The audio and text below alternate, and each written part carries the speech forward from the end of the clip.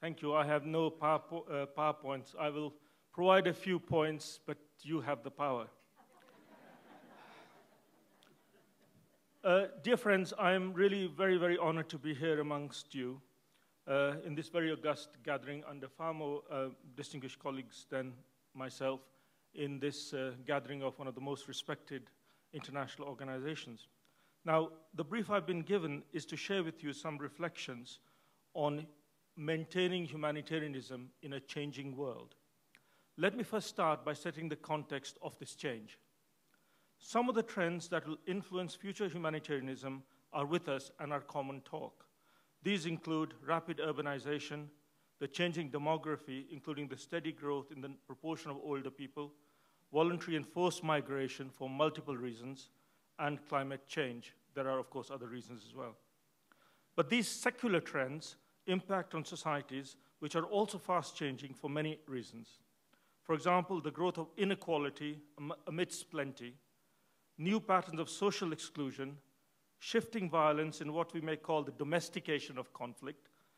As external wars end, wars are being internalized within societies and within families. You know about domestic violence and so on.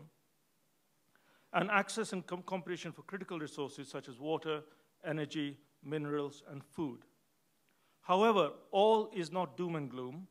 Never before in human history have we known so much and communicated so easily with each other, nor had so many other life-enhancing technologies at our disposal.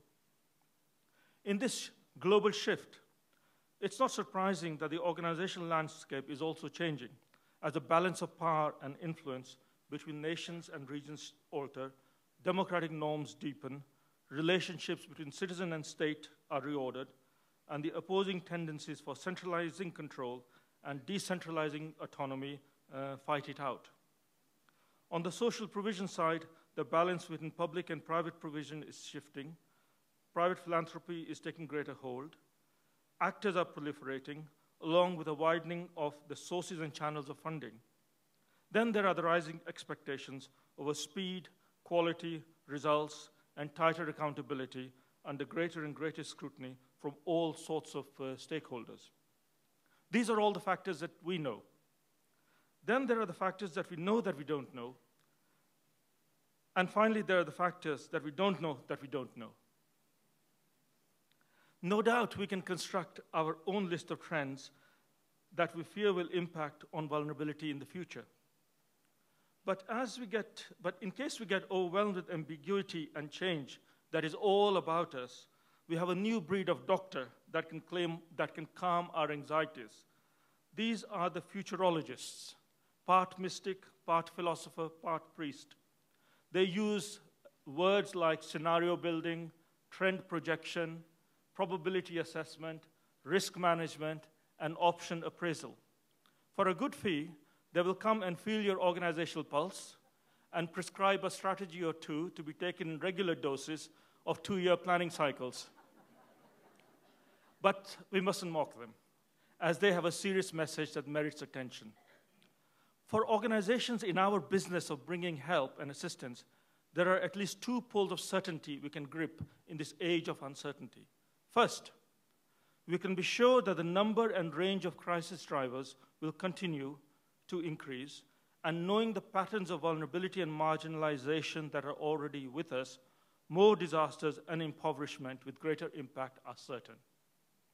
Second, we can be quite sure that because of the interdependencies within an ever more globalized world, these crisis drivers will interact to generate more system-wide or what the organizational people call synchronous catastrophes that are more likely to result in wide-scale, complex, human, social, and economic impacts and political impacts. The current financial crisis is, of course, the perfect example. In this dynamic environment, which organizations are going to flourish? According to the Humanitarian Futures program, they will be the ones that show the following characteristics. First, those that are better informed, i.e., they give space for internal learning and knowledge management to link the policy and strategy side with the operational side of their structures.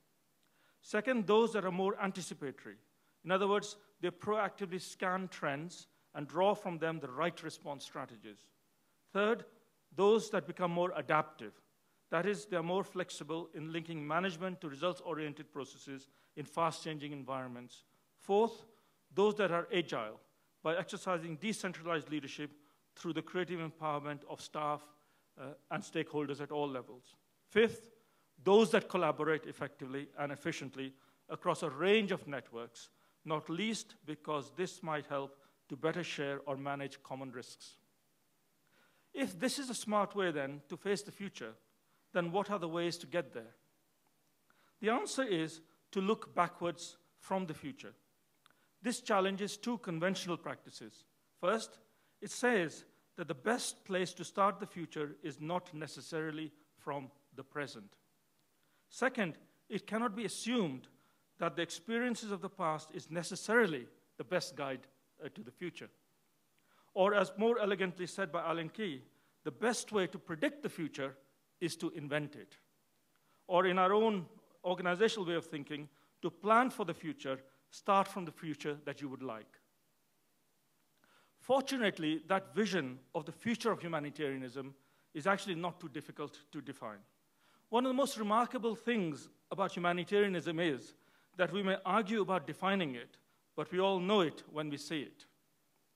By and large, the context of humanitarianism in the 21st century is not a problem of vision, but of challenges to its consistent delivery. So where do we go from here? Searching for inspiration, I of course went to your website. Your mission statement says that CARE is a leading humanitarian organization fighting global poverty. That got me thinking, and I was puzzled. Because this brings us to the heart of the debate. Is not poverty eradication a developmental task? And is that not close to politics, from which neutral humanitarians are not supposed to associate themselves? Of course, CARE was born in 1945 from the scourge of war, and as a humanitarian organization, your earliest efforts were to help the suffering from conflicts and crises. But you gradually realized that relief was not enough, and that you must also tackle the underlying root causes. That is development, but it does generate organizational schizophrenia, especially when the notions of dignity and human rights are also injected to the equation, as also recognized in your mission statement. Here, let me digress as a former CARE beneficiary and recall my own childhood in growing up in India in the 1960s in the state of Bihar, which is one of the poorest parts of India. And we had this, I don't know, some of you remember this PL 480 program. Is it still going? I don't know, but I think CARE must have been one of the great deliverers of this. So these bags of wheat would arrive, or we would fetch them from the government ration shop, which CARE was actually helping to support with funds from the PL 480 program of the US government. And on these bags were this usual picture, you know, the gift of the American people, the American flag, and two hands joined together, a familiar icon. And I remember thinking, I was about 7, thinking to myself, you know, who are these American people who are so generous, who are feeding us? They must be, wonderful people, and I'm very grateful to them. And at the same time, feeling shame and feeling resentment as to why these American people out there are kind of, feeding me. And I'm not sure I wish to accept this charity. And this, in a sense, from the stirrings of a very young age, brought out the dilemma of basically humanitarianism and what we call development now, but in a sense, the mixed emotions that generates.